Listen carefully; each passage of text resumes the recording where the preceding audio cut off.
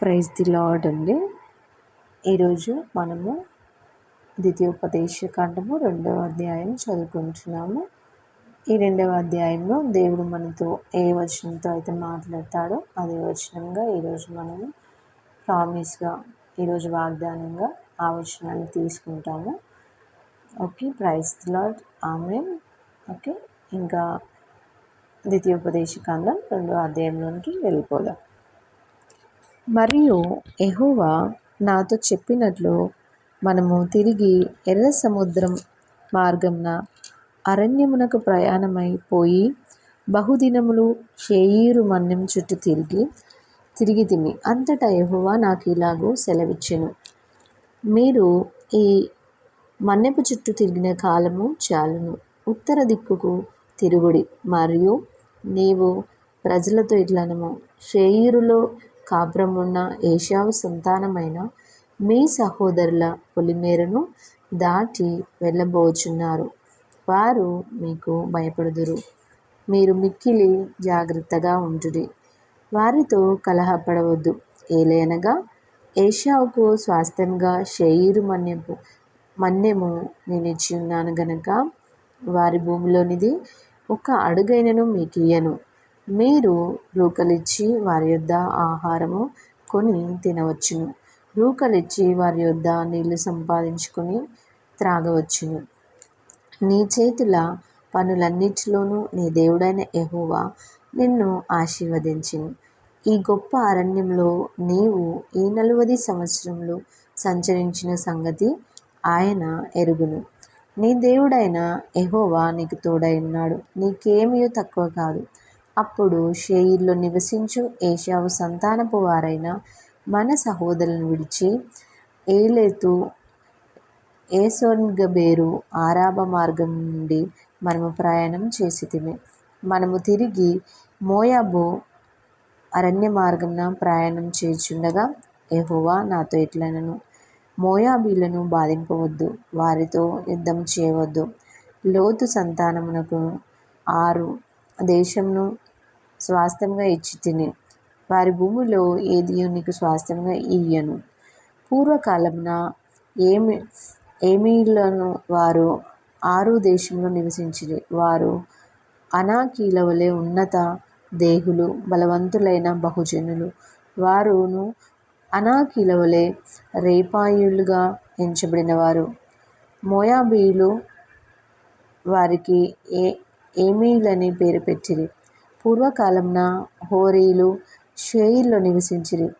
ఇజ్రాయేలీయులు యెహోవా తమకిచ్చిన స్వాస్థ్యమైన దేశంలో చేసినట్లు ఏశావు సంతానపు వారు హోరీల దేశమును స్వాధీనపరచుకొని తమ ఎదుట నుండి వారిని నశింపచేసి వారి దేశంలో నివసించిరి. కాబట్టి మీరు లేచి జెరెదు ఏరు దాటుడి. అని యెహోవా సెలవీయగా జెరెదు ఏరు దాటితిమి. మనము కాదేషు బర్నేలో నుండి బయలుదేరి జెరెదు ఏరు దాటి వరకు, అనగా యెహోవా వారిని గూర్చి ప్రయాణం చేసినట్లు సైనికులైన ఆ మనుషుల తరం వారందరూ సేవలో నుండకుండా నశించు వరకు మనము నడిచిన కాలము 38 సంవత్సరములు. అంతేకాదు, వారు నశించు వరకు సేన మధ్య నుండి వారిని సంహరించుటకు యెహోవా బాహు వారికి విరోధంగా ఉండెను. సైనికులైన వారందరూ ప్రజల్లో నుండి లయమైపోయిన తర్వాత యెహోవా నాకు ఇలాగూ సెలవిచ్చెను, నేడు నీవు మోయాబునకు సరిహద్దుగానున్న 6 దేశమునకు దాటబోచున్నావు. అమ్మోనీయుల మార్గంన వెళ్ళినప్పుడు వారిని బాధింపవద్దు, వారితో యుద్ధం చేయవద్దు. ఏలయనగా లోతు సంతానమునకు దానిని స్వాస్థ్యంగా ఇచ్చినందున అమ్మోనీయుల దేశంలో నీకు స్వాస్థ్యంగా నియ్యను. అదియు రేపాయుల దేశమని ఎంచబడుచున్నది. పూర్వమందు రేపాయులలో అందులో నివసించిరి. అమ్మోనీయులు వారిని జుజుమీలందురు. వారు అనాకీల వలె ఉన్నత దేహులు, బలవంతులైన బహుజనులు. అయితే యెహోవా అమ్మోనీయుల ఎదుట నుండి వారిని వెళ్ళగొట్టెను కనుక అమ్మోనీయులు వారి దేశమును స్వాధీనపరచుకొని వారి చోట నివసించిరి. అట్లు ఆయన షేయీరులో నివసించు ఏశావు సంతానం కొరకు చేసెను. ఎట్లనగా ఆయన వారి ఎదుట నుండి హోరీలను నశింపచేసిన కనుక వారు ఓరీల దేశంను స్వాధీనపరుచుకుని నేటి వరకు వారి చోటు నివసించుచున్నారు. గాజా వరకు గ్రామంలో నివసించిన అవీయులను కప్తోరులో నుండి బయలుదేరి వచ్చిన కప్తోరీయులు నశింపజేసి వారి చోట నివసించిరి. మీరు లేచి సాగి అర్నోను ఏరు దాటుడి. ఇదిగో, అమోరీయుడైన హెష్బోను రాజగు సీహోనును అతని దేశమును నీ చేతికి అప్పగించితిని. దాన్ని స్వాధీనపరచుకుని మొదలుపెట్టి అతనితో యుద్ధం చేయుడి. నేడు నేను నీ వలని భయము, నీ వలన వెరపు ఆకాశం క్రిందనున్న సమస్త దేశముల వారికిని పుట్టింప మొదలుపెట్టుచున్నాను. వారు నిన్ను గూర్చి సమాచారం విని నీ ఎదుట వణికి మనోవేదన నొందుదురు. అప్పుడు నేను కేదోమోతు అరణ్యంలో నుండి హెష్బోను రాజైన సీహోను నొద్దకు దూతలను పంపినున్న నీ దేశం గుండా దాటిపోనిమ్ము. కుడి ఎడమలకును తిరగక త్రోవనే నడిచిపోవుదును. నా యొద్ద రూకలు తీసుకొని తినుటకు భోజన పదార్థములు నాకిమ్ము. నా యొద్ద రూకలు తీసుకొని త్రాగుటకు నీళ్ళిమ్ము. షేయిరులో నివసించు ఏశావు సంతానం వారును, ఆరులో నివసించు మోయాబీయులను నాకు చేసినట్లు మా దేవుడైన యెహోవా మాకు ఇచ్చుచున్న దేశంలో ప్రవేశించుటకై యోర్దాను దాటి వరకు కాలినడక చేతనే నన్ను వెళ్ళనిమ్మని సమాధానపు మాటలు పలికించితిని. అయితే హెష్బోను రాజైన సీహోను మనలను తన దేశ మార్గమున వెళ్ళనిచ్చుటకు సమ్మతింపలేదు. నేడు జరిగినట్లు నీ చేతికి అతన్ని అప్పగించుటకు నీ దేవుడైన యెహోవా అతని మనసును కఠినపరిచి అతని హృదయమును తెగింపు కలగజేసెను.